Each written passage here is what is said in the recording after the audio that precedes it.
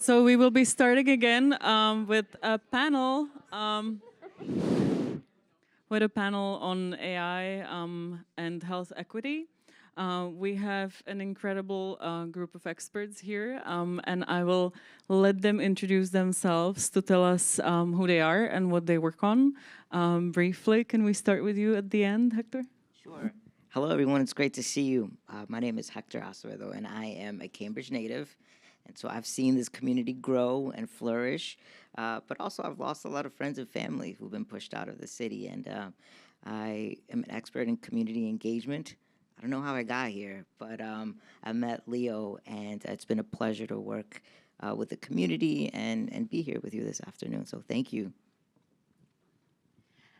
Hi, everyone. I'm Renee Boynton Jarrett. I'm adopted by Boston, came to the city first in 1999, and then joined Boston Medical Center over 15 years ago. I'm a pediatrician and social epidemiologist, and most of my time is through a community engagement network called Vital Village that is all around community-centered and community-led health equity change.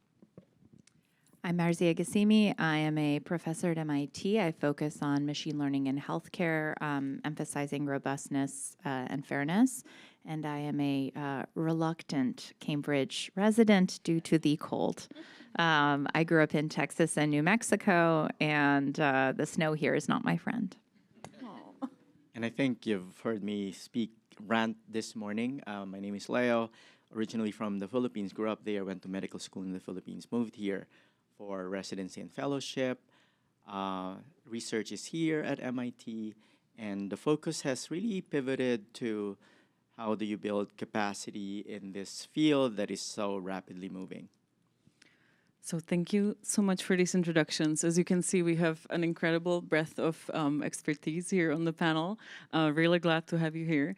And in the sort of lineup discussion towards this event, many of you, when we had a chat about what your concerns are in regard to health equity and AI, mentioned that you were thinking about how to integrate better, for example, patient voices.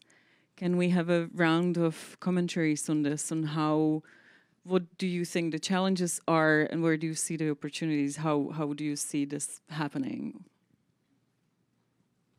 Yeah, and so a little bit over a year ago, I went through a really challenging experience when I almost lost my grandmother. We spent 97 days in the hospital, 8 weeks in the ICU, where at the time the doctor said, well, there's nothing much we can do. She has end-stage kidney disease, so she was going through multiple rounds of hemodialysis, and they couldn't keep her pressure up. And they were giving her certain medication to keep her pressure up, but that's only given in the ICU. And it's got to be specifically trained nurses to be in the ICU. And when I tell you that I've seen miracles, I've seen them in the movies. But when I watched a miracle happen, it was a connection back to not only spirituality, but in the way that doctors and nurses engaged with my family and advocated. My grandmother doesn't speak English, and so I took time away from work to be able to support her. And I saw the inequities. I saw how nurses and doctors treated women of color. I saw 8 people pass away in the ICU. I saw the disconnect between nurses and doctors. I saw privilege. And, you know, when we would sit down and we'd had like multiple family like meetings, and if you've been through one of those experiences, those family meetings is when they tell you like there's nothing else. There's nothing else we can do. But I've been really lucky that I've been a part of a community in Cambridge where you don't give up. You don't give up on family. And so leveraging resources and leveraging folks it became an art, right? It has become an art to find solutions. And so when we would sit down with with the doctors, part of it was, I'm giving you all answers on what to like try. And I remember one time one of the doctors was like, "Oh yeah, that's a good idea. We should try that."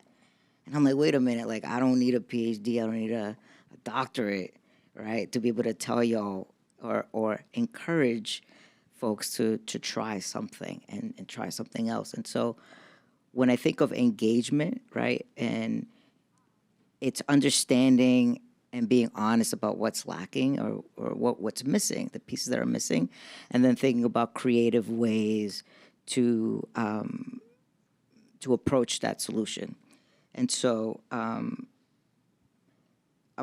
a firm believer in trickling up rather than trickling down, as a way as a root nourishes the remaining portion of the tree, right? And then being transparent and clear criteria in the process, and language translation justice. And so that's how I met Leo. Now I sit on the hospital-wide committee, patient advisory committee for the hospital.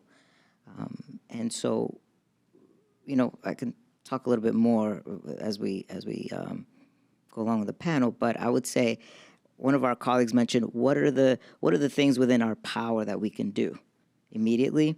And I know it sounds silly, but it's not.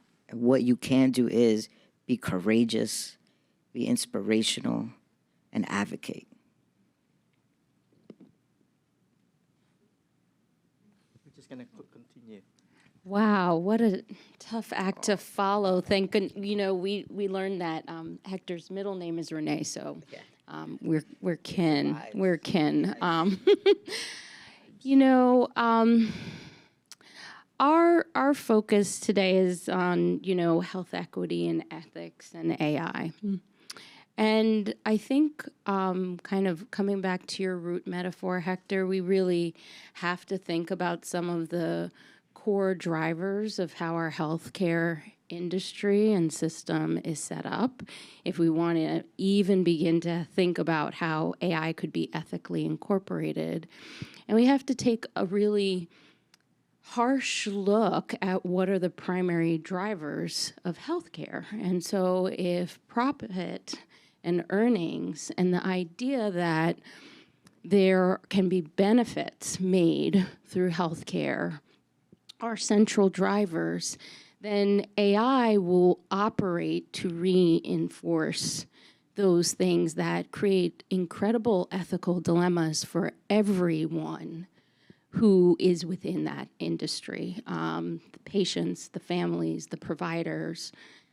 Every aspect, you know, begins to orbit around that set of goals. So I feel like that's always really important for us to acknowledge. And I think you said something earlier that really resonates with me. Often we are replacing the word equity when we're thinking about health equity with dignity. And there's no way to extract the human element from dignity. And so really making sure as we're thinking about how AI could be incorporated, when should it be incorporated, and what are the elements, there's no way to escape the human relationships that are required in order to affirm, to protect, and uplift human dignity. There's no way to abstract that from people and relationships. So the future to me would always be not either or, but perhaps both and. And so how can AI be incorporated in such a way where we are still centering and prioritizing human dignity, which would always require a human element. I think the other thing that I just want to touch upon just lightly is often we are not fully ready to embrace the heterogeneity of human experiences, perspectives. So what feels like wellness to me, what feels like something that's reinforcing my sense of worthiness and value and is a part of my healing journey may differ for another person. And we have to be able to really, truly embrace that heterogeneity and those differences. We have to be ready and trained and anticipating to listen for and hear those and expect those rather than to be reductionist. And so that's the other, I think, important note with AI is making sure we are not leaning in towards averages, means, and reductions, but really honoring a space of the diversity of human experience and the fact that we as human beings can contradict ourselves. We are complex. Our feelings are not only limited to one dimension. So any technology that is put in place to support us from an ethical lens must be able to allow those contradictions, that evolution, that growth, or it is not going to come anywhere near touching humanity. I think from a technical point of view, the question is about integrating patient perspectives. What you need to maybe realize, I'm sure many of you already have, is that pre sort of deep neural network, large language model AI was trained in a supervised manner, which means I have some inputs and I have a label that I have painstakingly curated and I know is well calibrated, and now model just mimic that, right? In order to train billion parameter models, you can't curate data like that. That's not possible, right? And so instead, we've trained large language models, like any of the GPT models maybe you've interacted with, by saying the internet is your training data and your label is yourself. The way I know that you're a good model is if you're able to replicate human language that you've observed online, right? Which is trash, right? Like we know that human language online is trash, but it's very convincing trash. And so the issue that we have in healthcare is these models, the foundation models being used in healthcare, are the same. They are trained on not the best performance of the best doctors in a couple of medical systems. You take every mistake in the EHR, and you don't code it as a mistake. You just say what actually happened in practice. The dismissal of people who do not speak English, the coding of female patients as aggressive and non-compliant, that is care as it should be happening. That's your label. Replicate that. And that's actually how it's evaluated on whether it's able to reproduce past bad medical performance. And if you look at papers, they say in this paper, our foundation model was able to replicate past observed medical care. And so I think the issue with incorporating patient perspective with AI is the healthcare system does not incorporate a patient perspective right now. Okay? It's not there. There is no Kelly Blue Book or Consumer Reports that tells you that certain doctors kill all the Black women they see. That is private knowledge that is conveyed to you by clinical friends who say, don't go see that provider. And hospitals are incentivized to actually nicely move those doctors to another system so that when somebody realizes that that doctor is killing people, the buck is not going to stop at their desk and they won't be the ones sued. And so the incentives in this game are set up, capitalism, such that the patient perspective is not incorporated in the data. Okay, and so this is not an AI problem. It's something that AI will fall victim to and accelerate and exacerbate, but it's not an AI problem. It's a human problem, and it's a really big human problem. We need to stop operating, clinical practice like it's a cartel, right? Where doctors decide who gets to be a doctor. They decide when a doctor makes a mistake, and they decide when you lose your licensing whether you get to be a doctor again. To the doctor. So my interest in patient engagement is how do we incorporate this in innovation and in education and in policy making? Because currently the way we incorporate patient engagement in at least in a lot of the discussion is to invite a C-suite executive with a rare disease to represent patient perspectives. So the ability of people to actually even attend those meetings, even if it's remote, I mean, it hinges on having the luxury of time. And I think inherently that's going to be problematic because the voices that you want to hear from are the sickest and those who are taking care of the sickest. And of course, they won't have time to engage with you.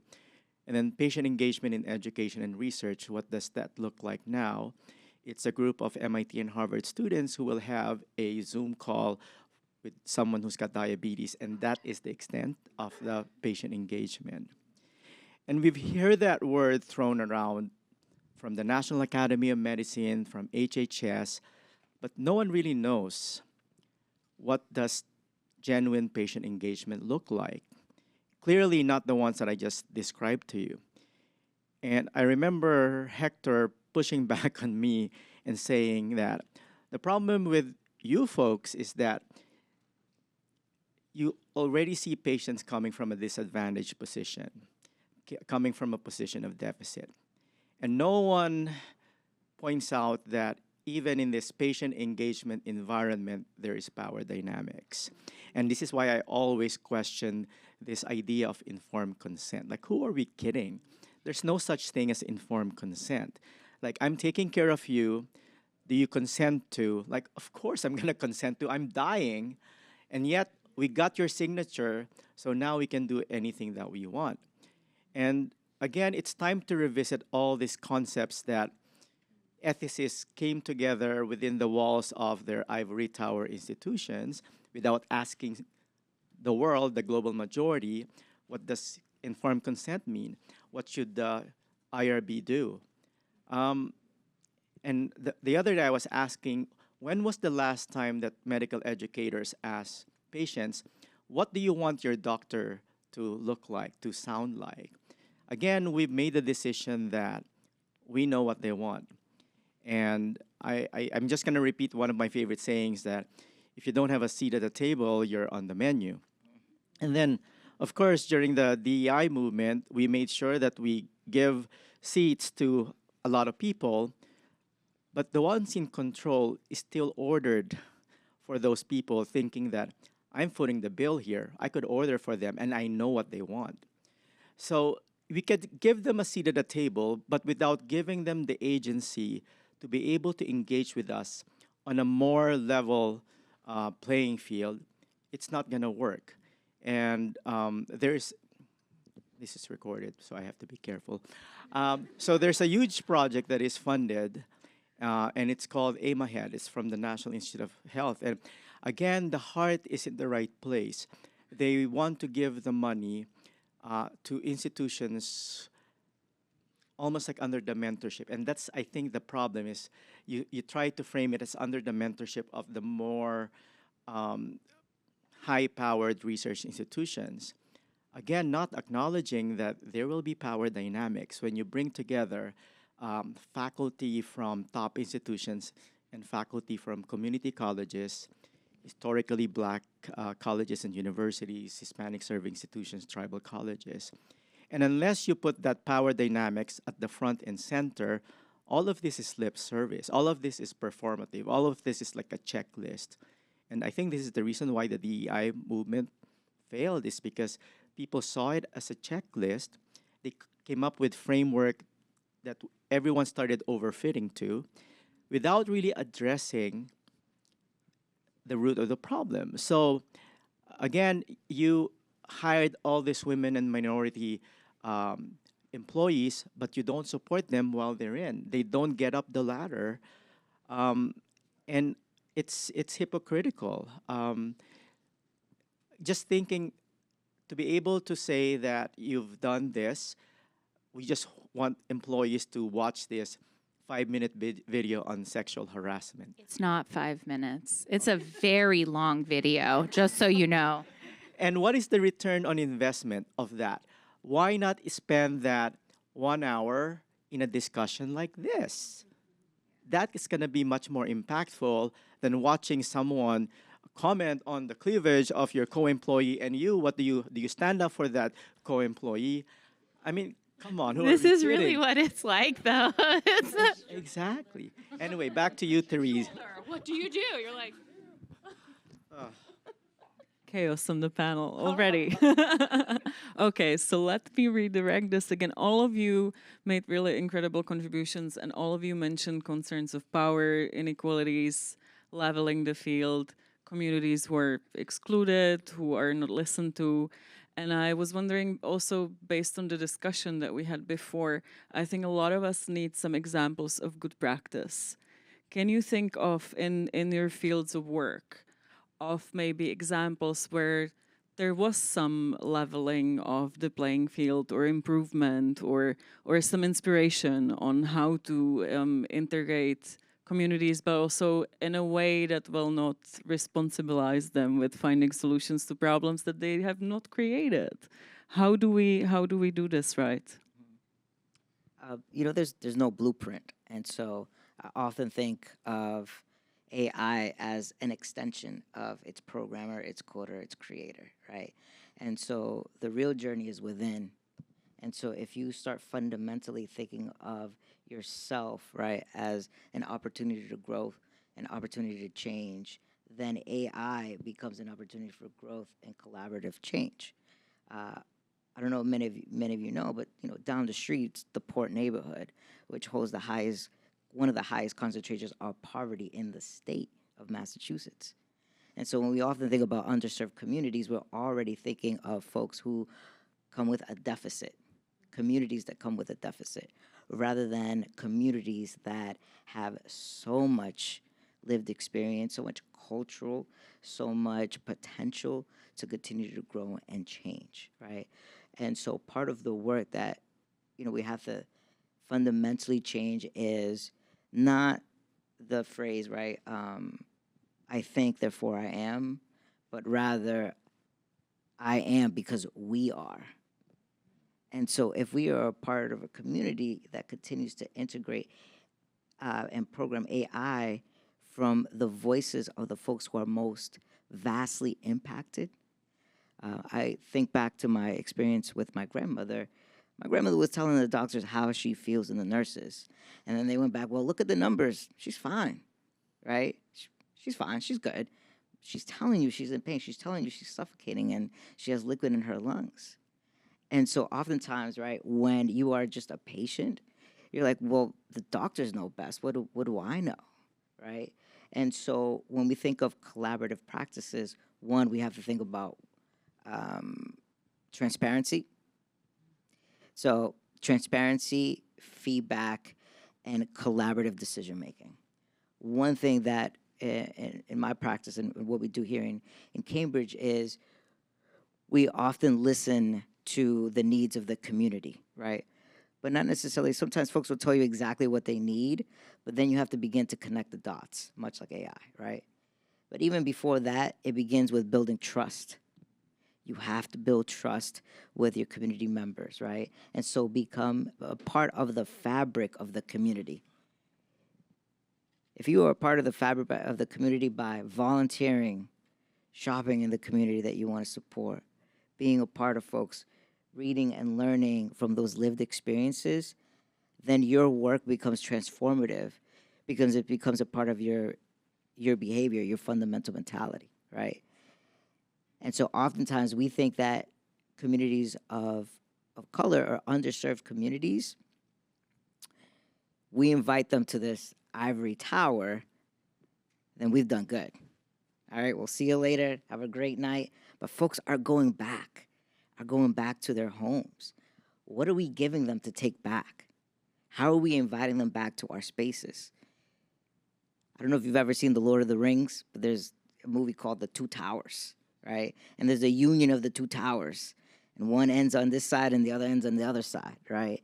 And so what are we doing as a community, as advocates, to make sure that this union of the two towers, particularly here in Cambridge, right, is a transformative experience for everyone so that everyone has an inclusive decision-making and experience process? So a lot of healthcare and medical decision making is driven by what we call a evidence base, quote unquote evidence base. evidence base that's been built on research and practices that have been studied over time. But that evidence base is heavily biased by who has been allowed to ask the research questions, design the research hypotheses, be funded to do the research, so that questions that have been asked have been heavily driven by the lived experiences of a portion of the population, but not the entire population, right? And so how could we begin to think creatively about AI as a tool that can kind of help us pay attention to these kind of deep historical inequities that we are living with in this present time, and perhaps as a tool to help us circumscribe the evidence, quote unquote. Some of it might not be research evidence, but it might be practice evidence. It might be lived experience, wisdom and evidence. It might be cultural wisdom and evidence. Perhaps AI could be a tool that could help us bring in different bodies of knowledge that have been invisible, ignored, marginalized historically. So how do we begin to really think about possibilities of utilizing AI to kind of pay attention to, deep systemic historical imbalances and have us begin to correct those? So that's just one way of beginning to think about ways in which community-driven, community-led evaluation thinking and mindsets and participatory processes could actually really be brought to scale. Think about AI as a tool with citizen science. What could that possibly look like? I think NIH and other places might be quaking in their boots because the possibility at scale perhaps could be quite impressive with appropriate regulation, ethical frameworks, and kind of sets of like decisional processes and evaluation and review. This is one piece.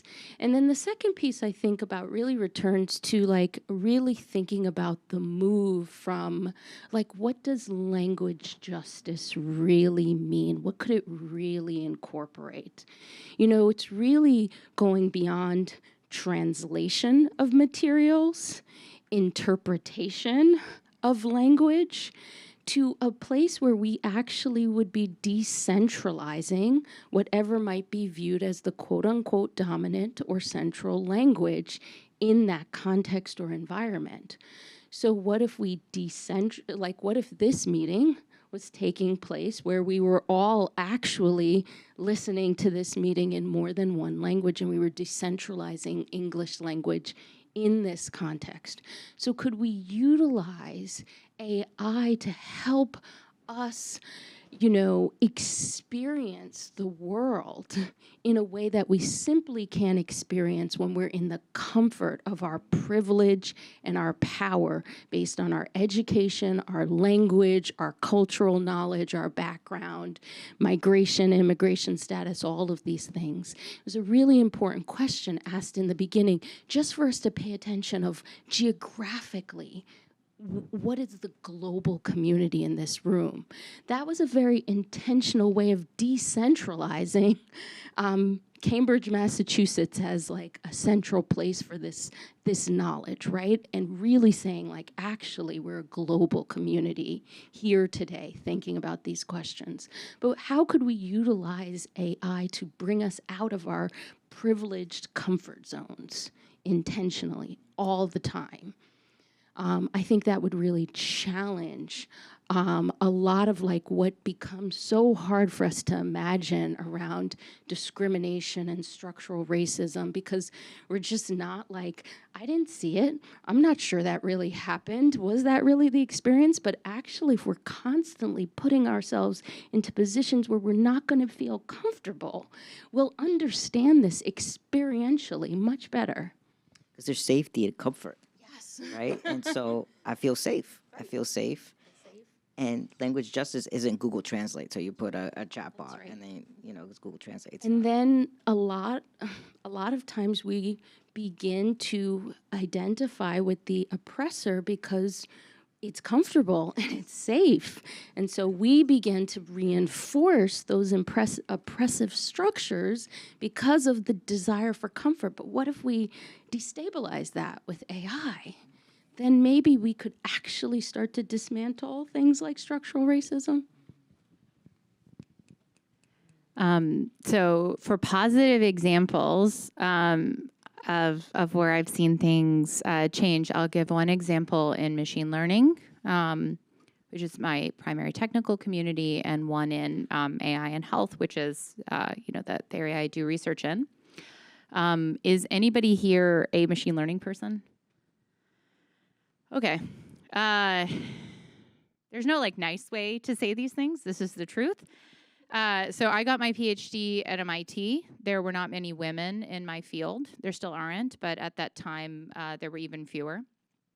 And the primary technical conference that the entire machine learning world travels to every year, annually, it's like 15,000 people. It's huge. If you get a paper there, it's a huge deal. It happens every year. The acceptance rates are tiny. Serving in this community is very prestigious. So this conference is now called NeurIPS, okay? And it stands for Neural Information Processing Systems, okay? It's an older name. That's the name of the conference, okay? So you can Google NeurIPS 2025. I'm one of the program chairs this year. It's a thing. People do it, okay? Do you know what the conference used to be called? NIPS. You know how I remembered this? Because the last year it was called that was 2018, which I attended as a graduate student. I had my 1-year-old infant strapped to me. And I have that mug on my desk as a reminder because of some of the things that happened, which I'll talk about. And a female PhD student that I advise came into my office, was sitting down, speaking to me, and then she stopped talking and her mouth just hung open like a fish. And she said, "Dr. Gassimi? What's that?" Because I have this mug that says NIPS 2018 on my desk, because that is what they gave the attendees of this technical conference, the primary tier 1 technical conference of my field, okay? I still have it, Leo. I'm going to show you. I'm going to take a photo. Do you have it? Okay, great. So do you know what happened that year? You can Google this. It's still up, by the way. That we had been trying, myself, several people in the women in machine learning community had been trying for years to convince the board that maybe you should change the name. And they were like, why? ¿Por qué? Why? Why? What's happening? And we're like, well, we don't know if you've noticed, but when you Google this, you get some other links that come up. Maybe links we wouldn't want associated with the primary tier 1 technical conference of our field. And they're like, no, it is obnoxious. And then in 2018, people finally were obnoxious enough. There was enough of a tech bro community at that point that they all decided to make it clear that they all knew what it meant. And so you can Google this. This is a true thing. They made a pre-game party for NIPS 2018 in Long Beach called TITS 2018. It's on the internet. You can go see it. People were supposed to go to this pre-NIPS party to gear up for how amazing NIPS 2018 was going to be. Elon Musk attended. There's a recording of him. No. Yes. Elon Musk attended. And he said on stage, it's not NIPS 2018 till you've seen some tits, so you should go to the party. And then the board said, well, maybe we should change the name.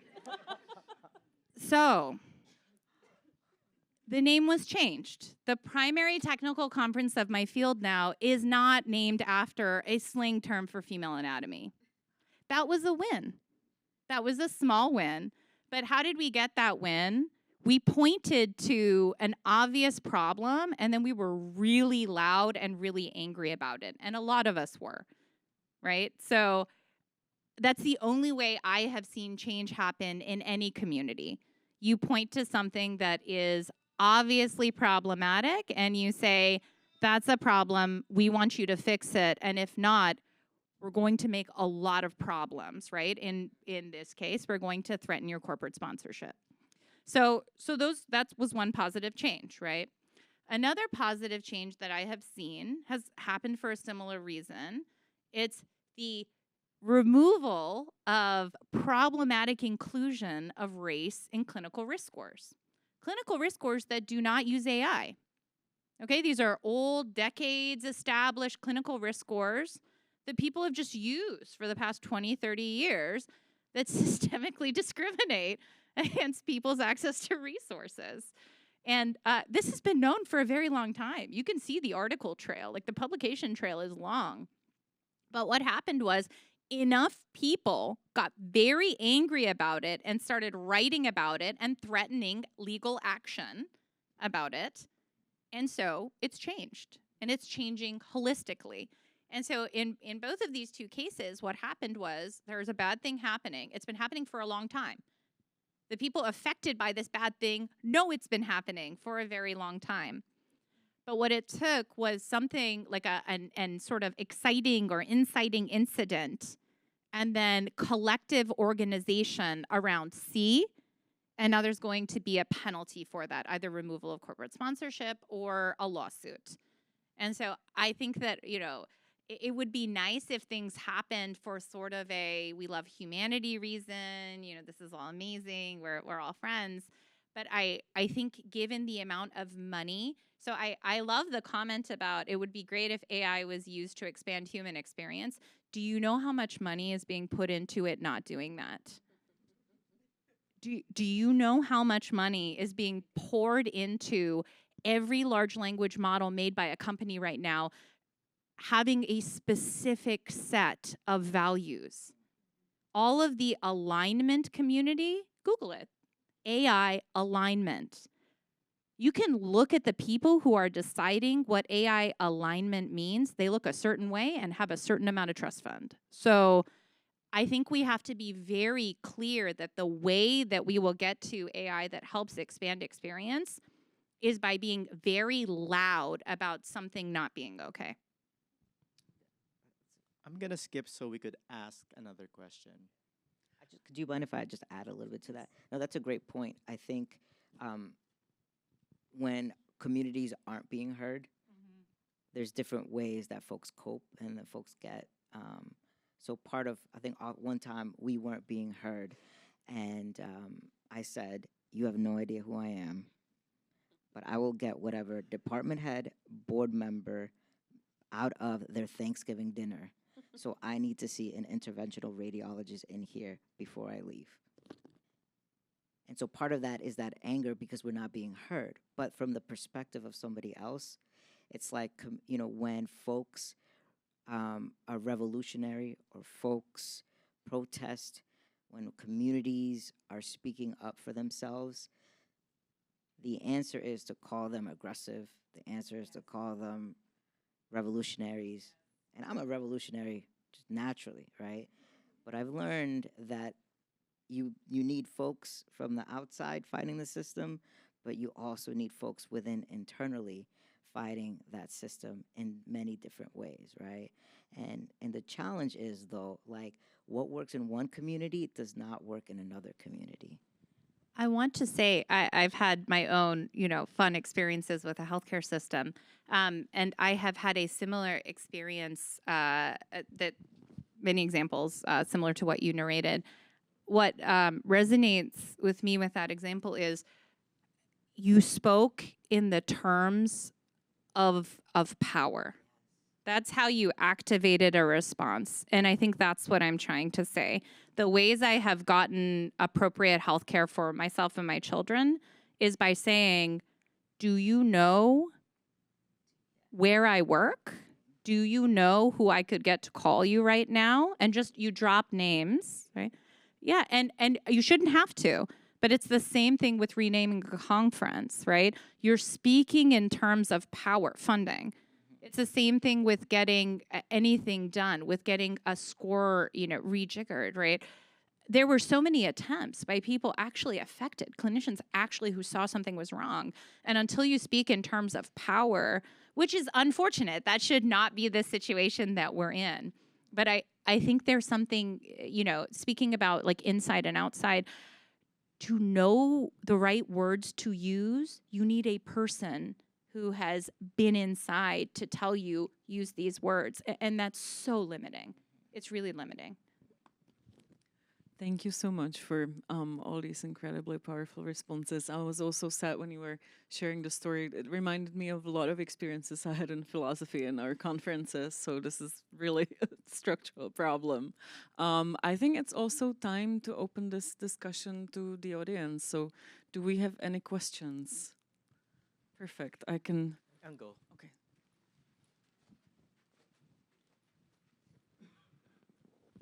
Thank you. I hope I'm allowed the politically incorrect question, because if we don't discuss it here, I don't know where would we discuss it. And I want to address the very first thing you said about translation and languages. As you all hear, that English is not my first language, and I had to learn it from scratch. In fact, my first English teacher told me I'll never be able to make a full sentence in English. Nevertheless, if society does not have a common language to communicate, the only language we have is a feast. Like fist. I don't want to communicate with people through a fist. I would like to communicate with verbal language, because I believe the only difference between us and the primates is an extra layer of precise communication, i.e. language. When we doing the translation in a medical field for other languages, and I've never seen a translation in my language, for example, so it's a little discriminatory for specific languages, then we're encouraging people not to learn English and therefore not to have a common language of communication except the fist. Oh my goodness, that is a great point. So it goes back to being a part of the fabric of the community that you're trying to support. At one point, they asked my grandmother how she was doing. She said, "I'm tired." In Spanish, it's "estoy cansada." But they took "I'm tired" as "I'm over this." And they were like ready to sign the paper, send her off to hospice care, right? And in Spanish, "I'm tired" could mean many different things. It could mean I'm tired, like I'm physically tired. We've been in the hospital 97 days. It could be I'm tired, like I'm over this. Like there's no trust between the nurses and the doctors and my grandmother. So I'm tired of y'all asking me the same question. And I'm tired could also mean stop talking to me, right? So it's just many different things. And if somebody wasn't there to advocate what those three different meanings were, she would have been sent off to hospice care. And so we learn as part of the language that we're sharing and connecting by evolving yourself in the fabric of the community, right, when it comes to language justice. Because we know that certain terms and languages and the way that it's expressed, certain terms are expressed, and medical jargon isn't often translatable. And so, how are we supporting each other by helping folks understand it? Even when you call for a language, you have to call a phone number, you have to wait for an interpreter, and it's over the phone. There's no people experience. And if you do get somebody that is able to interpret, you have to wait an hour or more. And by that time, the interventional radiologist has already gone home because it's Friday. And so, part of the language justice is how are we supporting systems from within and not creating new systems, but improving new systems, the same systems that we've already built. Any kind of language justice, because it encourages people not to learn the common language that we can all communicate in. And I totally sympathize with your experience. I have a cousin who has cerebral palsy who had exactly the same problem, and it took 19 months to find a problem because the doctors wouldn't believe her. And I was advocating for her. I totally understand what you're saying, and yet I will argue that it's necessary for society to have a common verbal language if you don't want the society members to use the fist. I don't think anybody here is advocating against having languages that are common forms of communication within specific country settings. I think part of it is, so Cambridge Public Schools has 24 languages that are spoken, right? And so it's the right thing to do. We're not pushing towards English being the dominant language. Because then, when you are an experience in a different world, not everyone has access to language, to the same language that anybody else has. So I grew up in a small town in El Salvador. I didn't learn English till I got to the United States, right? But what got me was the support systems in a bilingual school system that's able to connect me to both English and Spanish. So now I'm able to have conversations and connections in multiple language. I also know French. I also know Portuguese and Italian, but because I was able to keep my own heritage and my own ideas of Spanish and what connects me back. And so Yeah. I would also add that communication is beyond language. So much of what we communicate isn't through our language, it's nonverbal too. It's through eye contact or maybe not eye contact and our positioning of our body, the tone of our voice. And a big part of communication is also listening. And so I don't want to step around your question, but I do think in order for us to have health equity, all of those dimensions of communication, providers, healthcare systems, family, everyone has to be invested in learning how to listen, learning how to see just not just the actual words that are communicated, but also the emotions too. It's just so important for us to embrace that, because so many families and patients don't feel heard. They don't feel listened to, even when they're communicating in the same language. So our technology is not getting us out of that. We have major inequities in maternal morbidity and mortality. And the biggest thing coming up in the qualitative studies is not being listened to. And it's not because of use of a different language. And oftentimes, Thank you so much. just one more point. Oftentimes, the way that someone speaks, whether it's properly or is equated to intelligence. So oftentimes people will say, well, Hector, you were born in El Salvador, but you don't have an accent. And so as if my accent equates to my own intelligence, because I can speak properly, or I can also speak in a way that connects with my friend who grew up in the poor neighborhood, right? And my background is I love hip hop. So I grew up in the 90s, early 2000s hip hop, right? But then when I came back from college, all my friends were like, oh, college boy's back, right? Because I was speaking and communicating in a different way. So too often we equate intelligence with a specific language. Thanks so much for raising this, and also Rene for raising the point of lack of understanding within the same language. That was a really important one. I think we have time for one last question, and I think you had your hand up back there. Sorry. Yes. Hi, thank you so much for all of your anecdotes and for sharing all of your thoughts. I was just wondering, I guess a little bit more specifically, I guess this is more of like a tech question, but how do you see AI, like specific services that we can actually translate into the medical field? And I know we've covered language, but if there's any specific services that you have in mind. AI is already being used in all of the Boston area hospitals, right? So Epic has a deal with Microsoft where GPT-4 now drafts all of the messages that go out from providers to patients, and also automatically creates the notes about your encounter. Several hospitals are also trialing OpenAI's Whisper, which is known to create racist hallucinations against patients in order to transcribe your conversations with your providers. So it's already there, right? Here's, I think, the issue. The issue is that who decides whether AI gets deployed in a hospital? Patients? No. Providers? No. Who is it? It's a C-suite person, probably who's trying to save some money, right? So what problems do you think AI is going to be applied to if that's the decision maker, if that's the person who gets to decide how to deploy it? It's going to be administrative tasks where you don't want to hire a human to do it.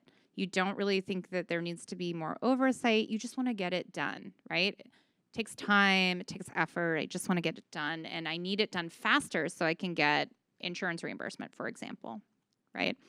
That's not where the win is for AI in healthcare, right? In fact, every study that my lab has done where we've evaluated large language models giving advice to humans, they don't make humans better. What's funny is sometimes people think they might be getting better because we as humans actually have all these weird cognitive biases where we get tricked. Like the reason we all watch more Netflix now is because you have to push a button to make the episode stop rather than push a button to make it start.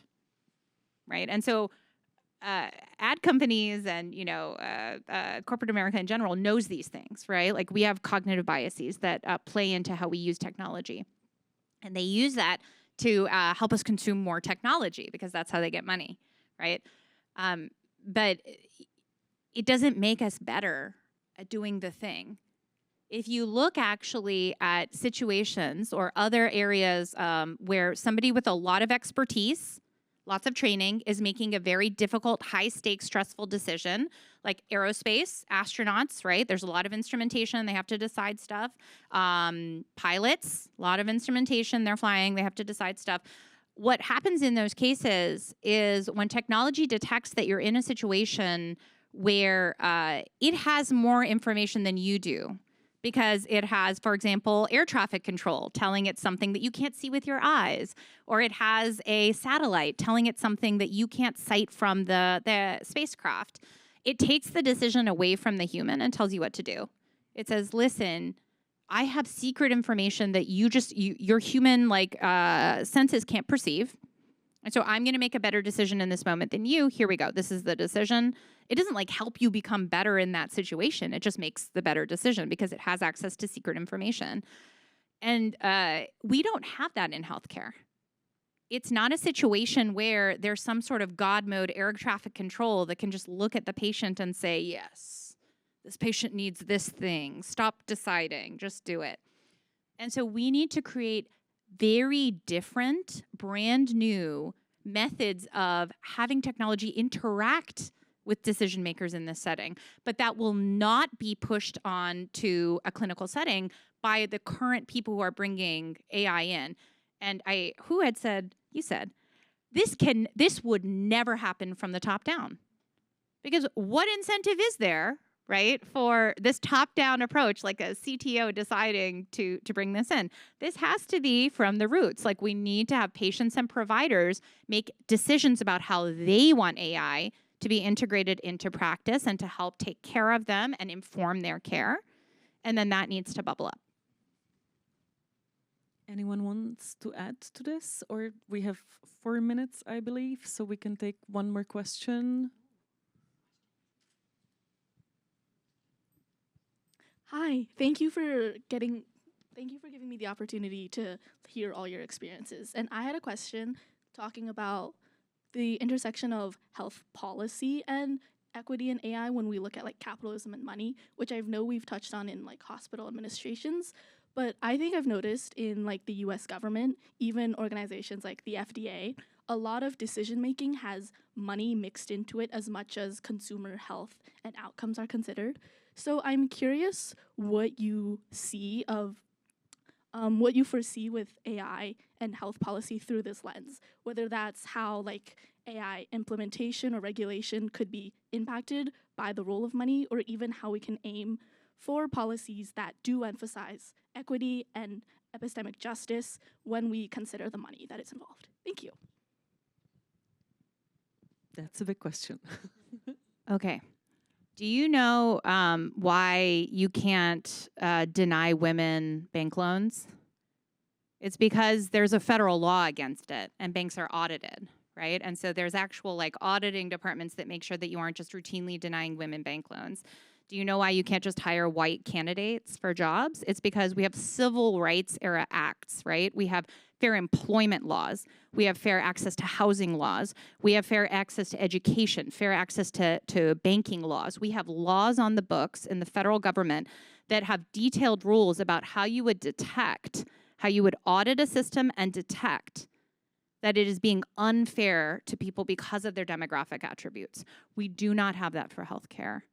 There is Section 1557 of the new Affordable Care Act that was just finalized last year? Mm-hmm. Last year, that now, for the first time in American history, says that you cannot provide health care in a way that is discriminatory. But that is brand new as of 4 months ago. And I would say even before that, it's because people sat on counters It's because people kneeled. It's because people marched. It's because people lost their lives that we have these. So no one is asking you to protest, sit on a counter, kneel, but we are asking you to be a revolutionary where you're at and create opportunities for others, right? So create resources, create opportunities to educate those. You should be fighting for those you don't know as much as for those that you do love. But you could protest You and could, sit I'm on a down. counter. Oh, Like, no, you could. I'm down. you could, yeah, like you could you could do that. I feel like one thing that maybe we've forgotten, or maybe not forgotten, but just conveniently like traumatically set aside to a different compartment of our brain, is people died to have some of the guarantees, not even that many guarantees, but some of the guarantees that we have now, right? And if you want healthcare to help people instead of hurting people, you have to mobilize for that, okay? It's not going to happen out of kindness because, again, this is a system of capitalism. That's a really good point to end on, no? This kind of revolutionary spirit. This is what we can take towards the lunch break. We need to be here back at 12:45. Perfect. Thank you. Thank you all.